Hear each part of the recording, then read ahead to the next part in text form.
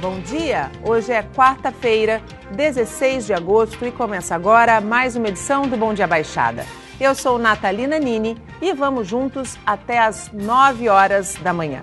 No programa de hoje vamos falar sobre a influência do desemprego no crescimento dos índices de criminalidade. Aqui comigo, o diretor do DINT6, Dr. Gaetano Virgínio. Dr. Gaetano, seja muito bem-vindo, muito bom dia. Obrigado pelo convite, estamos aqui à disposição.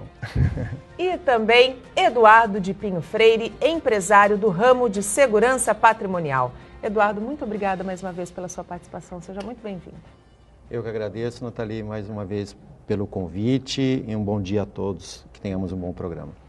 Segundo o Instituto Brasileiro de Geografia e Estatística, o IBGE, atualmente o Brasil tem 13 milhões e meio de desempregados. Um número tão elevado não traz reflexos apenas para a economia. A violência faz os índices de criminalidade crescerem em todo o país. Na Baixada Santista e no Vale do Ribeira, por exemplo, de janeiro a maio deste ano, foram registrados 21.497 roubos e furtos. No ano passado, no mesmo período, foram 20.981 registros.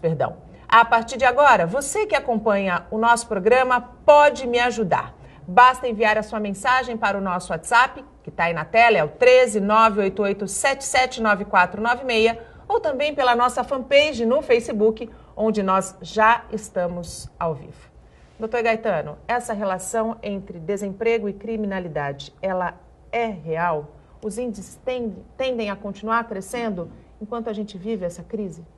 Olha, eu não acredito, o trabalhador não é criminoso. Pessoa que perde o emprego, que é o trabalhador, a vida inteira trabalhou, de repente virar criminoso, eu não acredito nisso. Agora, é evidente que alguns delitos, né, como furtos de oportunidade e alguns crimes podem realmente se complicar pelo desemprego. A economia informal acaba atendendo, né?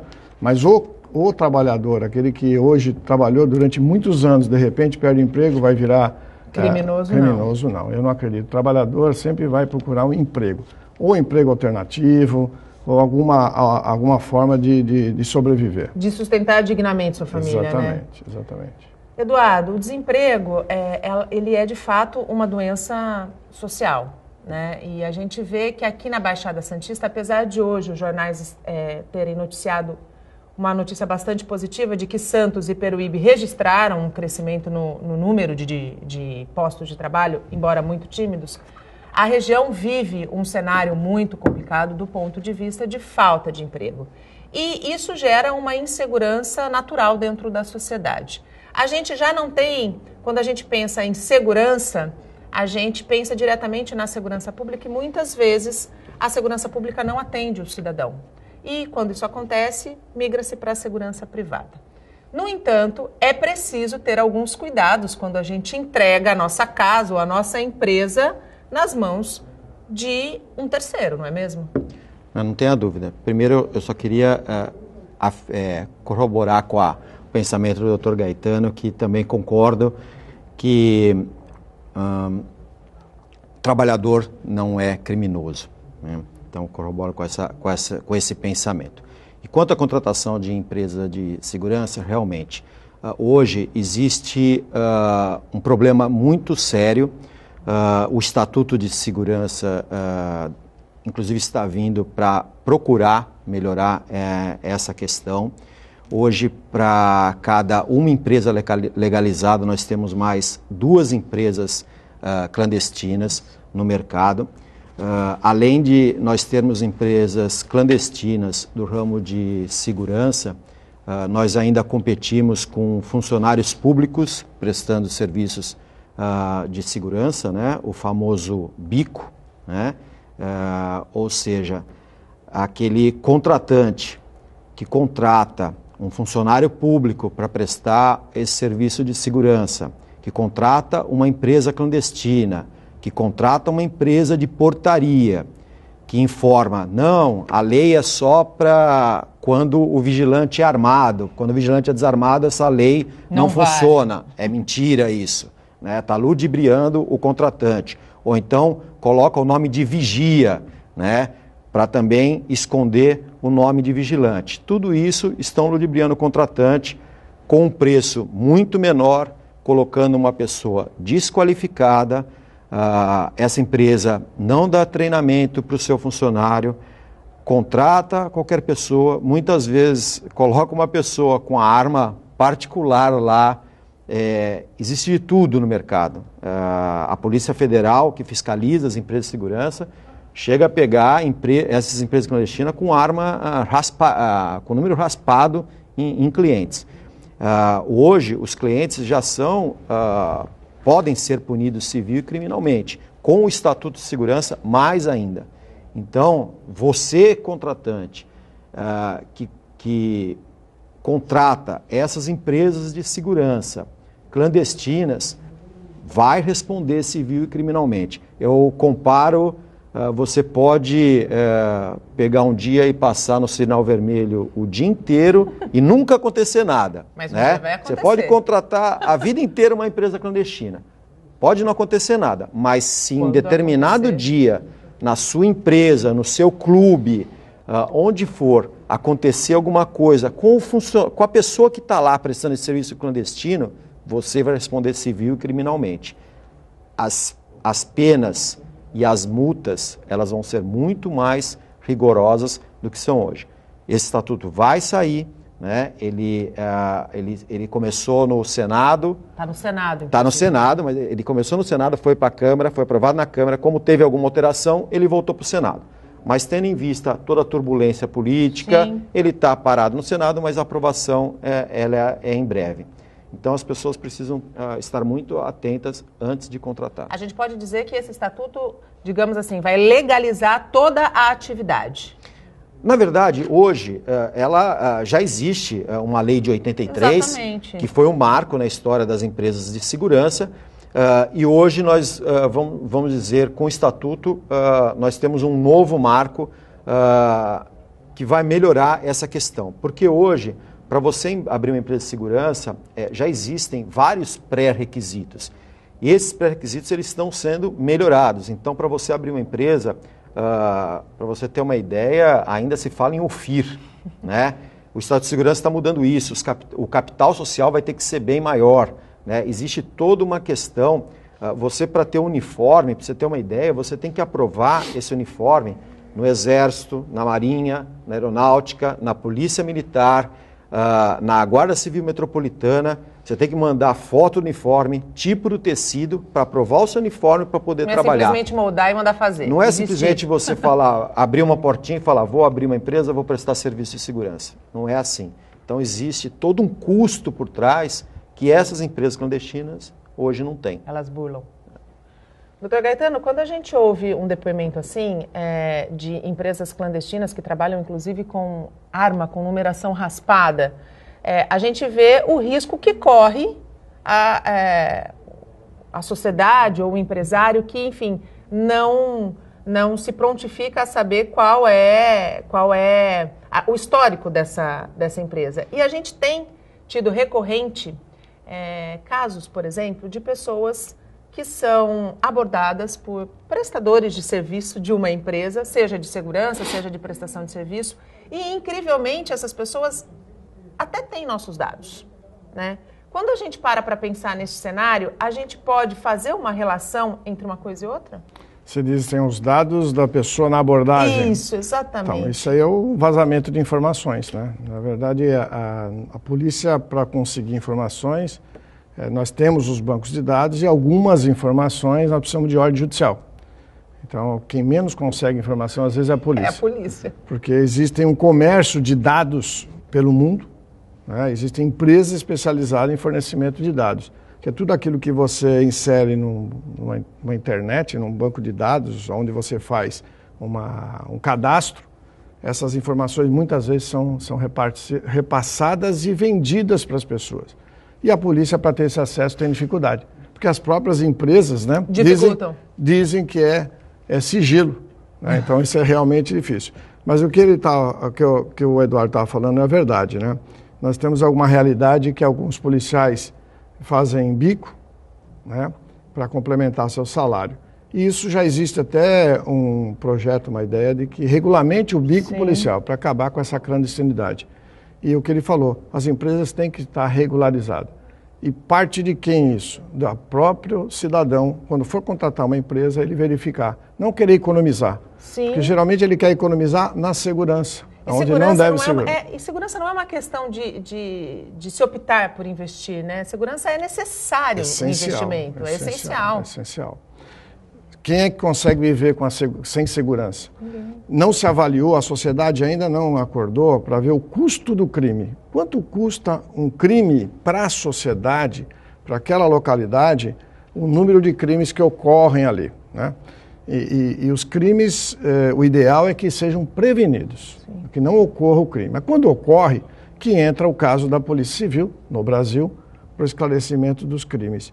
E, por curiosidade, se você me permitir falar, claro, tem um especialista em segurança que fez um artigo no Estadão, agora 7 de agosto, que é o Rafael Alcadipani, ele é professor da FGV, e ele faz um artigo que começa assim: polícia esclarece apenas 6% dos assaltos em residência no último ano. Né? E a polícia esclarece só 1 em cada 4 crimes. Qual polícia é essa? A inglesa. E aí você começa a verificar que eles esclarecem só 1 roubo a cada 10 que ocorrem na Inglaterra, onde a polícia é considerada a melhor do mundo. A melhor do mundo. Quando nós reportamos e falamos, se falam da polícia, o que acontece? A polícia é taxada de não esclarecer os crimes. Aí aparecem aqueles iluminados que falam: a polícia só esclarece 3% dos crimes. Puxando aqui em números, você vê, a polícia inglesa, ela esclarece quase 78% dos homicídios, e a polícia americana 61% dos homicídios. Você quer saber quanto que a nossa polícia da região esclarece? Vamos falar. Então vamos lá, porque tem que mostrar uma realidade. Claro. Em 2014, nós esclarecemos 51% dos crimes de homicídio. Em 2015, são 83% dos homicídios. Em 2016, 77%. Já ultrapassou. Esse ano, que é 2000 comparando semestre, né? Aquele ano. Nós já esclarecemos, o primeiro semestre do ano passado, 95% dos homicídios. Esse ano estamos com 79% dos homicídios. Ou seja... um índice internacional. Internacional, exatamente. Por que é mais fácil esclarecer o homicídio do que o roubo? Essa é a questão. Porque o homicídio, existe uma relação das pessoas. Sim. É onde há uma confusão da sociedade quando falam dos índices de homicídio, que em São Paulo é o melhor do país. Realmente. O número de homicídios em São Paulo é muito pequeno em relação aos outros estados. Então, São Paulo tem esse privilégio. Agora, esclarecimentos também. O nosso índice de esclarecimento é alto. Só que a população, quando você fala em sensação de segurança, fala: os índices abaixaram dos homicídios, os homicídios esclarecidos aumentaram, mas eu me sinto inseguro. Por que a pessoa se sente segura? Em relação ao roubo. Sim. O que assusta as pessoas não é o homicídio, é o latrocínio. É o latrocínio, exatamente. Que nós temos um índice bom de esclarecimento também. Você quer ver um índice de esclarecimento de roubo? Eu sei que eu estou tomando seu tempo, mas pode falar, mas é uma realidade assim, ó. Esse semestre, nós já esclarecemos, o semestre passado, 50%. No mesmo período agora? No mesmo período. O ano passado, nós esclarecemos 61% em 2014, em 2015, 74%, em 2016, 68% dos latrocínios. É um índice alto, inclusive. Agora, o roubo comum do celular... Por que nós esclarecemos? Porque nós dependemos de quem? Da vítima, testemunha ou uma imagem. Para provar que ele é o autor do crime. E se você não tem essa comprovação... Você não tem ferramentas para o esclarecimento. E quando a gente consegue provar? Que a gente consegue que a testemunha reconheça, que ou tem uma câmera que prove. Se ele é condenado a 5 anos e 4 meses, ele fica quanto tempo preso? 9 meses. E depois vai para a rua de novo. E aí a gente vai cair na questão da legislação, que a gente vai discutir daqui a pouquinho, porque já que a gente está falando de criminalidade, de câmeras de monitoramento e de roubo, câmeras de um circuito flagraram, veja só, Um homem vestido com trajes parecidos com o de um padre furtando o celular no começo do mês em Santos. A ação foi entre 9h30 e 10 da manhã neste estacionamento no Gonzaga. As imagens das câmeras de monitoramento flagram um homem com camisa e calça preta, crucifixo no pescoço e Bíblia na mão, que aparece chegando ao local. Em seguida, paga e confere o troco. Segundos depois, olha para trás para garantir se nenhum funcionário está por perto. Pega o celular do balcão em cima de um caderno, coloca no bolso da camisa e sai do estabelecimento. O manobrista procura o aparelho dele nos bolsos e no balcão. Ele já veio aqui algumas vezes, né? Então, mas e como ele estava bem vestido e com a aparência de ser um padre mesmo, então não passou na minha cabeça que seria ele que tivesse levado meu celular. Até que eu fiquei procurando por todos os lados, até que a gente puxou na câmera e viu que realmente foi ele que tinha levado meu celular. Botado no bolso, levado embora. O funcionário registrou boletim de ocorrência no 7º Distrito Policial da cidade. A equipe de investigação apurou que o carro usado pelo suspeito pertence a uma locadora de automóveis. Foi um prejuízo, que ainda estou pagando o celular, né? Aí, complicado, não dá para ficar sem celular, que agora precisa comunicar com todo mundo e o cara vai, faz uma coisa e atrasa a vida dos outros, né? Complicado. Às vezes nem precisa do celular, e que ele já tinha um no bolso, mas pegou outro. Eu não sei qual foi o motivo dele ter pego o meu celular. Doutor Gaetano, é aquilo que a gente estava dizendo, né? Nós temos aí um circuito de segurança, nós temos um rosto, né? E nós temos uma vítima. Essa vítima não precisa ter medo de procurar a polícia, né? De forma nenhuma. Na verdade, até, no caso aí, é furto, né? Furto. Então, na verdade, dificilmente ele ficaria preso se fosse autuado em flagrante, porque nós temos audiência de custódia hoje, que quase 50% vai colocar liberdade imediata quando não há violência à pessoa. Nosso criminoso, né, você podemos dizer assim, que é uma grande vantagem, que é um criminoso imediatista e capitalista. Ele quer roubar, mesmo o roubador, né, aquele que usa uma arma de fogo, ele quer roubar e partir para outro crime. Exato. Ele não vai perseguir a vítima ou testemunha. Não é como o filme americano. Existe uma crença em cima dos filmes americanos, né, onde que a vítima é perseguida, a testemunha é perseguida, né, que é a máfia. Não é isso, não é a nossa realidade, né? Eu não vou falar de outros países, que eu também acredito que não sejam esses pequenos roubadores, né? O que existe uma perseguição é quando existe uma parceria entre a pessoa e os criminosos. Exato. E depois ele denuncia. Exatamente. Aí existe uma relação, né? Uma relação que foi rompida. O cidadão que é vítima de roubo, ele não precisa ter medo de nada. Porque primeiro que ele faz o reconhecimento, e essa é a participação dele na relação. A obrigação dele de auxiliar a segurança pública é nessa, de auxiliar a polícia a dizer, não, essa pessoa praticou delito. Ter certeza que aquela pessoa praticou delito para não condenar um inocente. Assim nós conseguimos fazer a prova e que ele seja condenado, porque senão o juiz e o promotor não têm condições, ficam né? reféns, né? Como é que ele vai? Você não tem o reconhecimento, você não tem a materialidade, você não tem nada para dizer que ele é autor. Não vai ficar preso. Exatamente. Né? Mesmo que a gente tenha uma suspeita, nós não podemos prender por suspeita. Não podemos. Então nós precisamos da participação da vítima, testemunha, imagens. No caso desse aí é um furto. Na hora que ele for detido, né, que ele for identificado, ele será indiciado. Sim. Provavelmente não será decretada uma prisão preventiva dele. Por quê? Porque o crime não tem violência. Então ele vai responder em liberdade. Mas se já for vai condenado, vai responder. Se for condenado, provavelmente ele vai cumprir isso com um benefício em liberdade, vai cumprir a pena em liberdade. Esse é um dos motivos da sensação de insegurança. E vamos falar de economia. Isso porque o comércio já começou a temporada de liquidações. A Semana do Desconto é a aposta dos lojistas para aquecer as vendas em setembro. Nas vitrines das lojas, muitas promoções. Tudo pela metade do preço. A gente sempre procura o mais barato, o mais em conta. Então, a promoção sempre atrai. Para quem não perde liquidações, uma boa notícia. Os lojistas preparam mais uma ação para aquecer as vendas. A 5ª Semana do Desconto. Dessa vez, vai ser entre os dias 16 a 23 de setembro. Para identificar as lojas participantes, é só procurar um adesivo com essa imagem nas vitrines. Nós escolhemos esse mês por ser um mês mais fraco de vendas e é um mês que antecede, é um mês que você está saindo do inverno, está entrando na primavera, quer dizer, é um mês que estava meio, vamos dizer, morto ali no meio do ano. Para orientar os comerciantes, o sindicato promoveu uma palestra sobre a produtividade no varejo. O especialista em comportamento do consumidor, Caio Camargo, deu dicas de vendas num período de crise econômica. As grandes dicas é uma loja bem chamativa, um preço e um produto de destaque e um atendimento sempre com excelência. O gerente Daniel Santos já participa da Semana do Desconto há 2 anos. Além de aumento nas vendas, o período de oportunidades representa a rotatividade de pessoas na loja.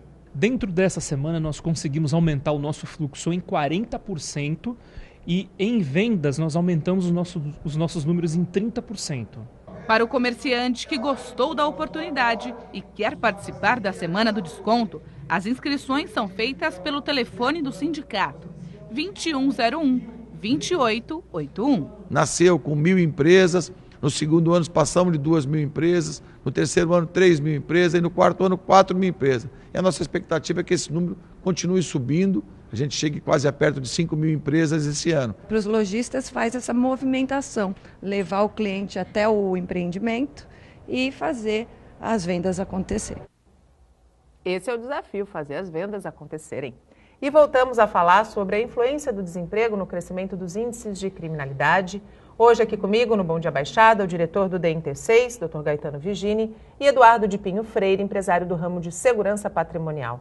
Eduardo, eu queria ainda pegar o gancho do último bloco, onde a gente mostrou a reportagem de um furto de celular, para perguntar do ponto de vista de investimento em tecnologia hoje por parte das empresas de segurança. Hoje, o que há de disponível para residência, para a empresa, e se isso hoje é já mais acessível?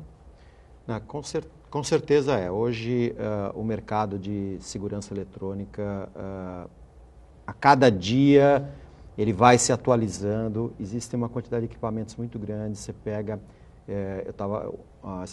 semana passada, eu estava conversando com um empresário, ele está trazendo para o Brasil um equipamento, vamos dizer, é como se fosse um robô para grandes condomínios, você consegue colocar ele para desviar de obstáculos, para fazer percurso com câmeras 360 graus e alguém parado em outro lugar consegue verificar tudo o que está acontecendo no local. Né? Então, o vigilante vai acabar adquirindo uma nova característica, né? Sim, não tenha dúvida. É a especialização, né? Cada vez mais a especialização. Por isso que você precisa, dentro da sua empresa, e no Grupo Yaman a gente tem essa preocupação de estar sempre treinando o seu funcionário para os novos equipamentos. E a questão de você ter equipamentos cada vez mais modernos, com certeza também os custos estão reduzindo. Mas aquela pessoa que contrata ou que compra esse equipamento e contrata uma empresa para instalar, é a mesma coisa que nós falamos da clandestinidade. Precisa tomar muito cuidado o que está comprando. Exatamente. Né?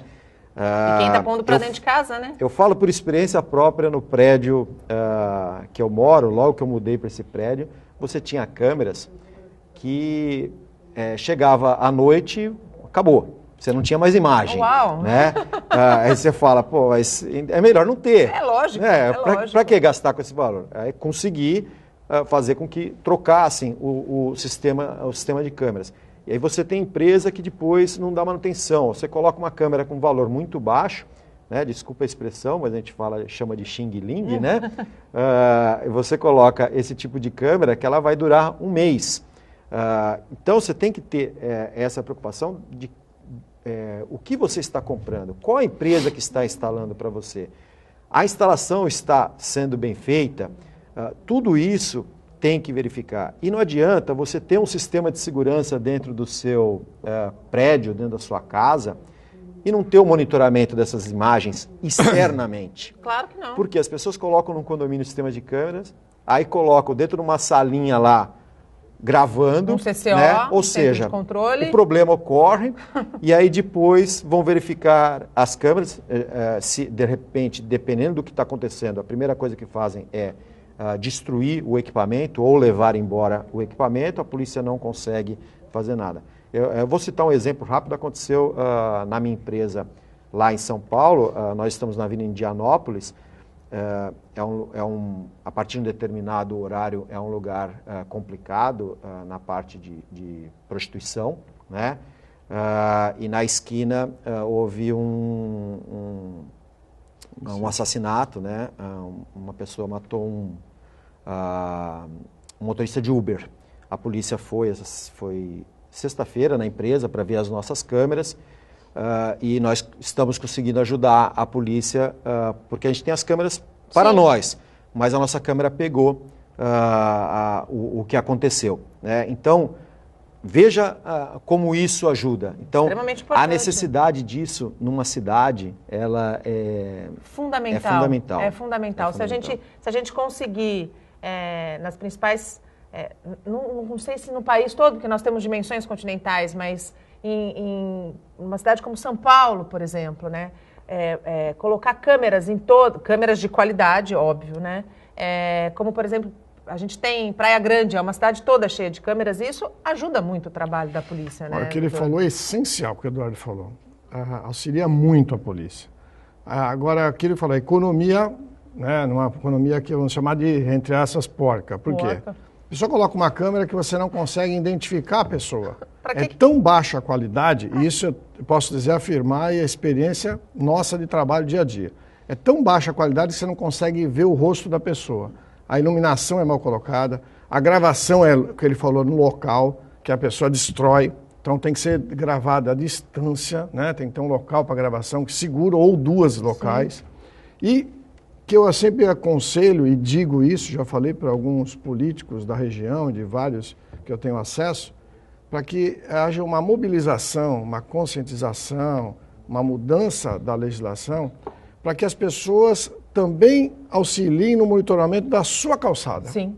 Então você imagine se nós tivéssemos os condomínios, além de monitorar o seu, porque ele só cuida do seu. Sim. De vez em quando alguma câmera pega a parte externa e nos auxilia na investigação. Inclusive o caso da Carlinha, daquela moça, menina de 9 anos que foi morta, né, estuprada, nós chegamos ao autor através de câmeras. Exatamente. Só que a câmera não permitia a identificação visual dele. É câmera colorida por causa da qualidade. Mas o que acontece? Como nós chegamos à pessoa, fomos traçando todo o roteiro dele, chegou-se depois a provar através do DNA. Então as câmeras de qualidade, com empresas sérias, com a reserva das imagens, guardar essa imagem pelo menos por 30 dias, isso auxilia muito a segurança pública. Ele está protegendo o patrimônio dele, a vida dele e também a de terceiros, né? De repente, a gente pode até imaginar a questão das parcerias público-privadas, né? Nesse sentido, auxiliando, o setor privado auxiliando a segurança pública, por que não, né? Não, eu vou citar dois exemplos. Ontem eu estive em reunião com o sindicato, no Sindicato das Empresas de Segurança, e existem dois projetos em andamento, é público isso, um na Prefeitura de São Paulo, junto com as empresas de segurança. Então, o que acontece? Em São Paulo, o que foi acertado é que os vigilantes, porteiros, etc., de condomínios, eles também são olhos para avisar a guarda municipal de algum crime que possa estar ocorrendo, ou que ocorreu, que viu alguma coisa.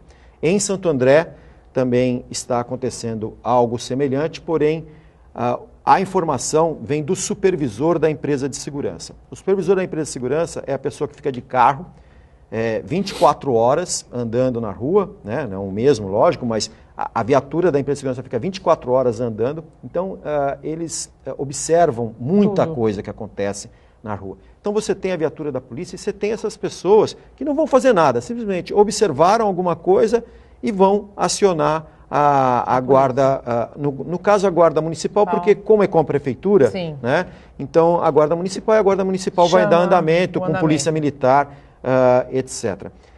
Então são projetos que você tem mais olhos. Sim, né? sim. Você tem as câmeras, mas você tem mais olhos, mais pessoas que estão visando. Porque a partir do momento, a empresa de segurança, ela visa isso também. Por quê? Porque se está tendo um assalto ali na sua esquina, a rua que você presta serviço em algum lugar está tendo muito assalto, um dia isso vai entrar para dentro do seu prédio ou vai acontecer com algum morador do seu prédio. Então você tem que procurar ajudar dessa forma. Na verdade, eu acho que é uma aliança, né, doutor? Todo mundo certeza. unido por um objetivo comum. E dá importância à segurança, seja ela privada ou pública. As pessoas acabam tem essa crença assim de que a polícia, a segurança não são tão importantes e são tratadas de forma como se fosse de segunda categoria. Algumas pessoas, não a sociedade inteira, algumas pessoas ainda acham que a polícia é sua inimiga, né?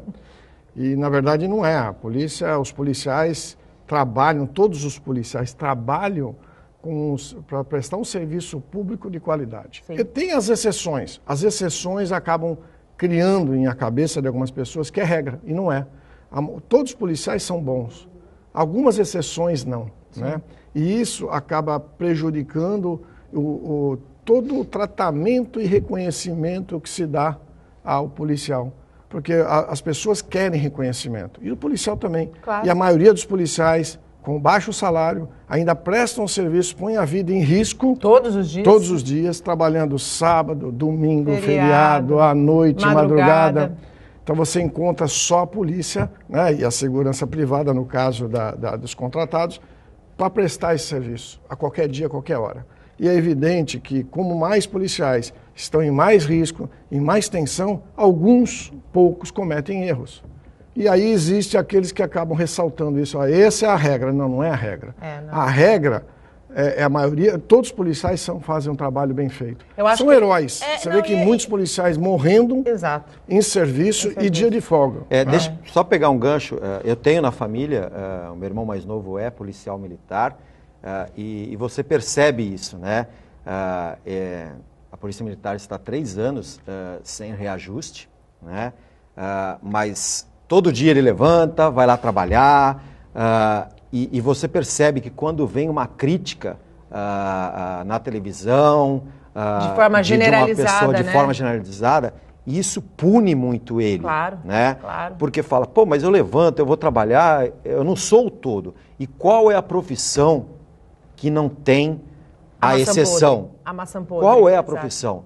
Né?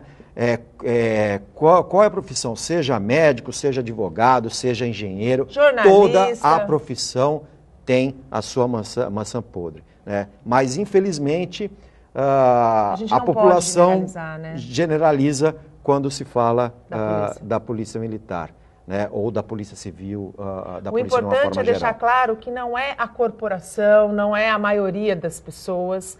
Eu concordo aqui com a opinião do Dr. Gaetano e com a opinião do Dr. Eduardo. Eu tenho alguns anos de profissão e as maçãs podres realmente existem em todas as profissões. E a gente não pode, os bons não podem pagar pelos ruins, não é mesmo? De jeito nenhum.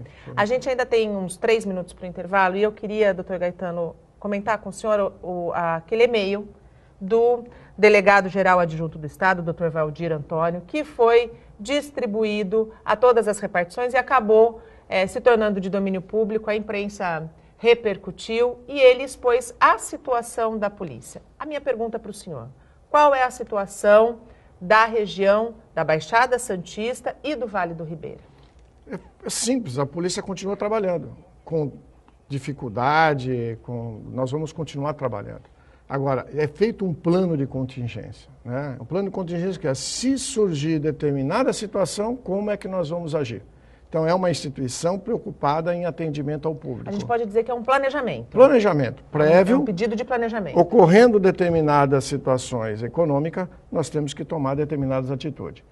Ainda não ocorreu, mas se ocorrer, quais que nós vamos tomar? Então, nós estamos antevendo eventuais problemas. Então, o delegado-geral adjunto, na ocasião, ele estava exercendo, ele estava fazendo exatamente isso. Ele pediu para que os policiais, os diretores, através dos policiais, fizessem um planejamento. Acabou a verba X. Que nós vamos? Qual é o comportamento alternativo para que a gente preste o serviço à população?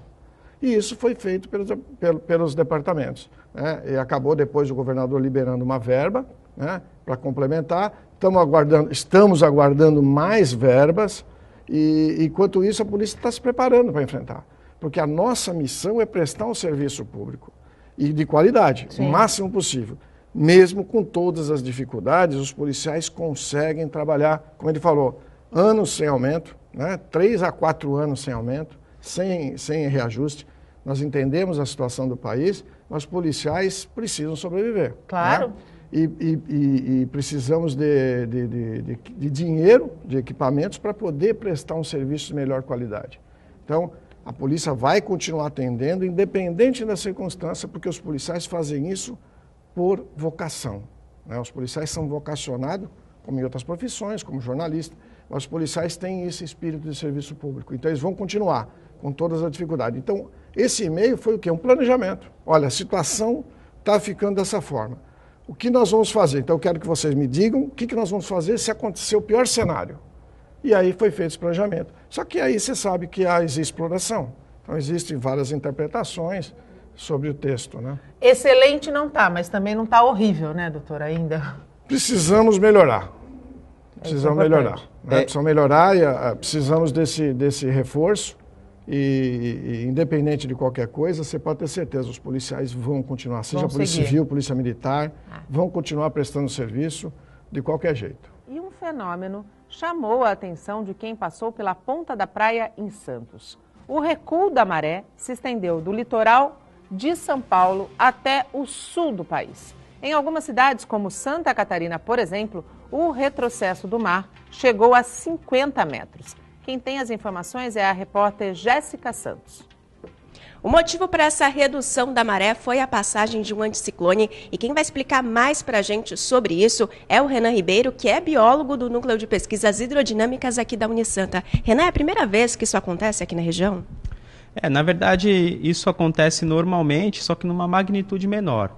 Agora, com essa magnitude que ocorreu no final de semana, a gente pode dizer que foi a menor maré nos últimos 5 anos, pelo menos desde quando a gente tem registro por um marégrafo da praticagem de São Paulo. E por que esse fenômeno acontece? Então, isso aconteceu por conta da passagem desse anticiclone, né? Que, na verdade, esse ciclone é um núcleo de alta pressão que gera ventos intensos na região de mar aberto, né? E esses ventos na região sul do país, em Santa Catarina, Rio Grande do Sul, foram predominantemente da direção nordeste e da direção leste aqui na região de Santos, com magnitude da ordem de 70 a 90 quilômetros até. E aí esses ventos, eles defletem a corrente para fora do continente. Na oceanografia a gente chama isso de transporte de Ekman. Então o vento nordeste, o vento leste, ele faz com que a corrente saia da região costeira, reduzindo assim o nível médio do mar. Nesse caso, nesse último evento, no final de semana, a gente verificou que houve uma redução de 90 centímetros do nível médio do mar em relação à previsão da tábua de marés. E aqui para a região tem alguma consequência? Não tem nenhuma consequência ambiental e também eu verifiquei, principalmente nas redes sociais, que existia um alerta de tsunami, né? E na verdade isso não existe, esse alerta, não vai ocorrer um tsunami por conta dessa redução do nível do mar, né? Então essa redução do nível do mar começou na sexta-feira, o ápice foi no final de semana, no domingo principalmente, e esse nível já foi voltando à normalidade e na terça-feira já se encontra nas condições normais, né? Então ele já voltou gradualmente à normalidade e não tem nenhum risco de tsunami ou de uma onda gigante atingir a região costeira aqui da Baixada Santista. Que bom, né? Afinal, a gente vive numa ilha. A gente volta com o nosso tema central. Nessa quarta-feira, a gente está falando sobre desemprego, crescimento dos índices de criminalidade. Aqui comigo, na bancada do Bom Dia Baixado, o diretor do DNT6, Dr. Gaetano Vigini, e Eduardo de Pinho Freire, empresário do ramo de segurança patrimonial. Eu queria pedir para a produção colocar a pergunta na tela, por favor, que nós temos a participação de um telespectador. É o Uriel. Bom dia, Uriel. Como reverter a situação atual das polícias em termos de orçamento, que diminui o efetivo e os equipamentos necessários? Bom, civil e militar, minha produtora pediu para complementar. Investimento em cima de abertura de concursos, No caso da Polícia Civil, da Polícia Militar, tem sido aberto alguma abertura de concurso, a contratação desses policiais, investimento, inclusive, no salário dos policiais, né? Os policiais precisam ter um reajuste que há alguns anos não tem. Isso realmente ajuda muito o ânimo dos policiais, o reconhecimento. Nós entendemos que o país vive aí uma situação econômica complicada, mas também aguardamos a melhora, a possibilidade do governo, pelo menos, fazer o reajuste da inflação, né? Desse período de 4 anos praticamente que nós estamos sem reajuste. Porque afinal, né, em 4 anos não há o reajuste, mas as coisas continuam subindo, né? E o preço, o custo de vida continua cada vez mais elevado. Não tenha dúvida. Fica realmente difícil você se merece. Por mais que nós estejamos com uma inflação baixa, ela existe. Né? Então... E multiplica isso por 4 anos, imagina? Já dá um reajuste considerável. Doutor Gaetano, dentro ainda da questão dos concursos, existe alguma expectativa? Nós temos alguns policiais na academia do concurso de 2013. Então, nós temos lá cerca de 340 escrivães que estão acabando a academia, 78 delegados e 125 investigadores. Tem um grupo de médico-legistas, eu acho que de perito também, muito pouco. Então, eles estão terminando a Academia de Polícia, provavelmente em setembro, outubro, eles são distribuídos para o Estado de São Paulo, né? Então, são 300 escrivães para o Estado de São Paulo, não é para a região nossa, né? Então, a expectativa é essa. Tem um pedido, desde o ano passado, da própria Polícia Civil, pedido de abertura de concurso público, e o governo está analisando a possibilidade de abertura desses concursos. Existe ainda 2.600 que já passaram em 2013 e estão aguardando ser nomeados também. Então, estão esperando agora o governo, dependendo do caixa do governo, ele diz que vai nomear. Vamos esperar isso com bastante expectativa.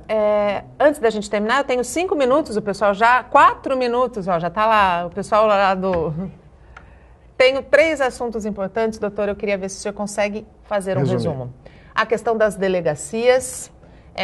Santos, há alguns meses, teve algumas unidades fechadas, agora do Litoral Sul, algumas unidades também. No entanto, a população segue sem nenhum prejuízo. Então, na verdade, existe assim, o 4º distrito já está fechado há muitos anos, o 5º distrito também, o 2º distrito também fechado à noite, só funciona na Central de Polícia Judiciária no centro. O 3º DP foi o único distrito nesses últimos 3 anos que nós deixamos de atender à noite, porque durante o dia funciona. Por quê? Porque haviam 2 policiais ali que faziam em média de 1 a 2 BOs pela madrugada toda. Melhor fazer um reaproveitamento dos recursos humanos. Você deixa 2 policiais dentro da delegacia que não fazem segurança para ninguém, porque existe um conceito errado de algumas pessoas, de que uma delegacia aberta com 2 policiais fazem segurança. Eles não fazem segurança. Porque eles não podem sair da delegacia. Não podem sair de lá. Né? Então eles estão lá para atender e fazer um registro. E eles faziam em média de 1, 2 boletins de ocorrência. O mesmo acontece lá em Mongaguá e Peruíbe. Eram 2 distritos que vão passar a ser atendidos, com a cidade pequena, num outro endereço. Por quê? Para otimizar os recursos. E Mongaguá a mesma coisa. Então, mais 1, 2 delegacias que estão sendo atendidas. Então, ali é próximo. Readequação e melhor aproveitamento dos recursos humanos. Exatamente. Para encerrar, doutor, caso Carlinha. Foi um belo trabalho da Polícia Civil, sem sombra de dúvida. A sociedade merecia uma resposta desse caso, foi muito brutal mesmo. E foi oferecido uma recompensa. Qual é a importância das pessoas denunciarem, a segurança do 181, que é o Disque Denúncia? Como é que já receberam alguma ligação, doutor? Nós estamos recebendo, muitas denúncias estão sendo verificadas. O objetivo desse valor, além de prender o autor do crime, prendê-lo vivo. Sim. Porque as pessoas parecem assim, nós não queremos nenhum erro, não queremos que a população faça justiça com as próprias mãos, como aconteceu no Guarujá. Esse foi o grande desafio nosso na divulgação e no pedido do prêmio dos R$50 mil.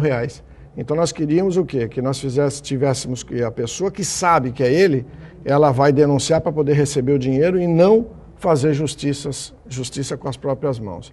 Então nós pedimos que as pessoas que conhecem, que sabem, que façam a denúncia, que realmente recebem esse dinheiro. O governo dispôs R$50 mil para quem denunciar o autor. E a denúncia é anônima? E a denúncia é anônima e o recebimento é anônimo. Ele vai receber uma senha e com essa senha ele vai no banco e ele recebe esse dinheiro. E é um caso importante que tem certeza que é ele porque foi feito DNA. Então, não tem dúvida. Então não temos dúvida que é ele, né? Para dizer, não é essa pessoa. O que não pode errar, a pessoa, né? Porque alguém pode se parecer com ele. Sim, e o importante é que ele seja retirado das ruas, porque ele já tinha histórico de violência sexual e não volte a cometer novos crimes e não faça novas vítimas. Doutor Gaetano, muito obrigado pela participação do senhor aqui conosco. Seja sempre muito bem-vindo. Obrigado pelo convite. Eduardo, mais uma vez, muito obrigado pela tua participação, pelas informações pertinentes. Seja sempre muito bem-vindo à bancada do Bom Dia Baixada. Nathalie, eu que agradeço. Muito obrigado. O Bom Dia Baixada fica por aqui. Hoje, já que falamos de desemprego, amanhã vamos falar sobre as profissões do futuro. Você sabe quais são as áreas mais promissoras, segundo os especialistas? Então você não pode perder o nosso programa de amanhã. O convite está feito. Não esqueça também de curtir a nossa fanpage no Facebook, onde você encontra todos os nossos vídeos, e nossa página no Instagram e no Twitter. Durante todo o dia você pode ficar bem informado sobre tudo o que acontece na região e no mundo acessando o Santa Portal. Eu volto amanhã, às 8 horas da manhã. Tchau!